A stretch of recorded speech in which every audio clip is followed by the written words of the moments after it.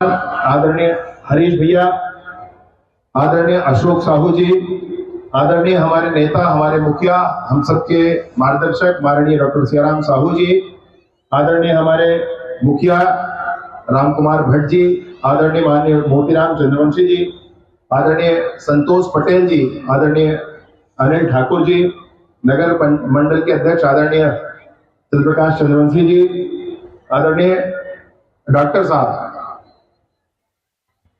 रोज समय दे रहे हैं, उनको स्वागत समिति का अध्यक्ष बनाया गया है।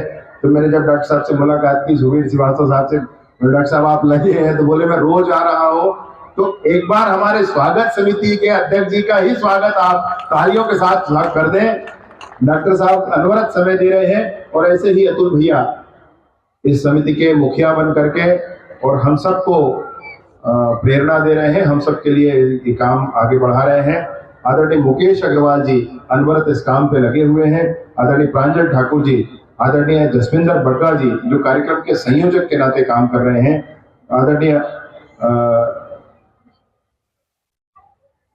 अंचल शर्मा जी बहुत सुंदर गाते हैं, बहुत सुंदर गाते हैं।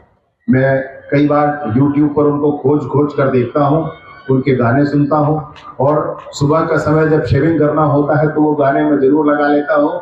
बहुत शानदार, बहुत मधुरता के साथ ईश्वर माँ सरस्वती उनके कंठ में विराजती हैं। ऐसे ही कार्यक्रम के संचालन करने वाली आदरणीय पूनम तिवारी जी, आप सभी का हृदय से आभार और अभिनंदन। मैं कवर्धा के मीडिया के साथियों से विनम्र निवेदन करता हूं कि हमारे इस पूरे अभियान को आपका साथ मिले, आपका समर्थन मिले। इस पूरा अभियान और आगे बढ़े और आगे इसको जन जन तक पहुंचाना है अगर, तो वो आपका ही माध्यम, आपका साथ होगा। हर दिन एक नया कार्यक्रम है, इसलिए आज कोई आ गया है तो ये ना सोचे कि कल नहीं आना है। कल नया कोई कार्यक्रम होगा यहाँ पर और नया ही स्टॉल होगा, नए ही प्रोडक्ट होंगे, सब कुछ नया होगा। ऐसे सारे प्रोडक्ट जो यहाँ स्टॉल्स में लगे हैं, ये अनवरत हम सब के बीच बने रहें, इसकी भी व्यवस्था आगे योजना करके करेंगे।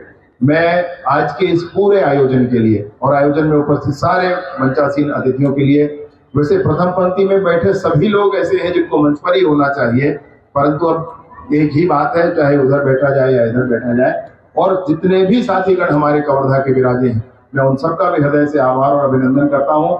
मैं आज इस कार्यक्रम में आने से पहले आपको ये बताना चाहता हूँ, चूंकि हम कवर्धा के लोग हैं, कवर्धा की चिंता हमको गया था। माननीय डॉक्टर रमन सिंह जी के माध्यम से एक पुल का स्वीकृति दिया गया था बिलासपुर रोड पर पे, उसी पुल को बनाया गया। उस पुल के सिवा कुछ नहीं बनाया गया, उसी का ढिंढोरा पीटा गया। बार बार यही करते रहे, परंतु कवर्धा के विकास की कोई चिंता नहीं की। मैं आपसे विनम्रता पूर्वक एक बात कहना चाहता हूं कि कुछ दिनों पहले मैं आया था तो ठाकुर देव चौक से लेकर के हमारे नए बस स्टैंड तक 11 करोड़ के रोड का भूमि पूजन हुआ है, टेंडर हो चुका है और 11 करोड़ का वो मार्ग बनने वाला है।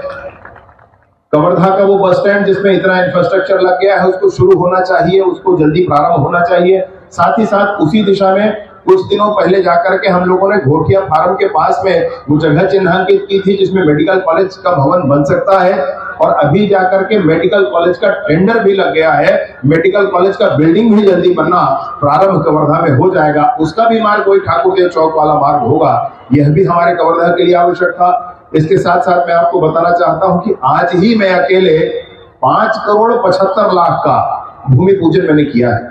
5 करोड़ 75 लाख का, उसमें 3 करोड़ रुपया तो सीधे अनेक वार्डों में होने वाले सीसी रोड के लिए है, 2 करोड़ रुपया अनेक वार्डों में होने वाले पाइपलाइन विस्तार के लिए है, और अनेक कार्यों के लिए जिसमें शिवाजी महाराज का एक भव्य मूर्ति लगना है, वह भी शिवाजी चौक पर लगना है, उसके लिए भी भूमि पूजन आज किया है। जो भोजली तालाब का सामने वाला स्थान था जो घेर लिया गया था, उसको विमुक्त करा करके और वहां पर अच्छा एक योगा का स्थान बन जाए, ताकि आप जब लालपुर रोड पर घूमने जाते हैं तो पीछे से कोई बाइक वाला ठोकर ना मार दे, ये चिंता लगातार बने रहती है। उसके स्थान पर वो आपका वॉकिंग पाथ उसमें बन जाए।